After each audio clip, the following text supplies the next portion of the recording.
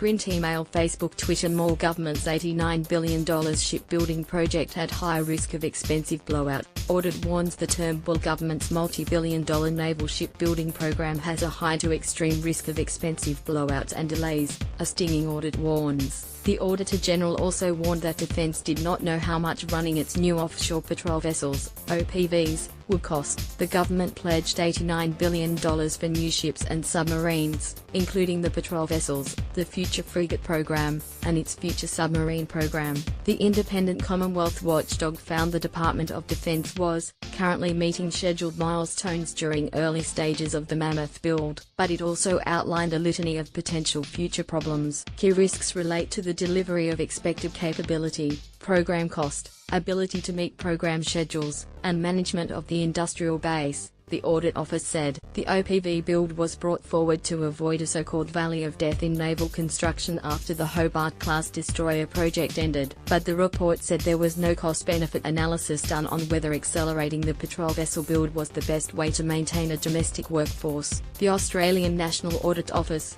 ANAO, said the accelerated construction of the OPVs and frigates added $5 billion $6 billion to their cost. Of course it contains risk. Defence Industry Minister Christopher Pyne defended the decision to build the vessels in Australia. We make no apologies for deciding to invest in Australian-built ships, creating Australian jobs and using Australian steel rather than buying foreign ships off the shelf and using Australian tax dollars to strengthen the defence industries and increase employment and wealth overseas, he said. Building an Australian shipbuilding and submarine industry is a huge undertaking. It's a nation-building project, so of course it contains risk. The report also revealed almost $7 billion might need to be brought forward for the submarine project, but Defence insisted it could make savings to cover the cost. The Auditor General said Defence should advise the government of any additional funding required, or the capability trade-offs that may need to be considered. The ADF disagreed with the recommendation. Mr. Pyne said, "The shipbuilding project is on track, it's on schedule and on budget."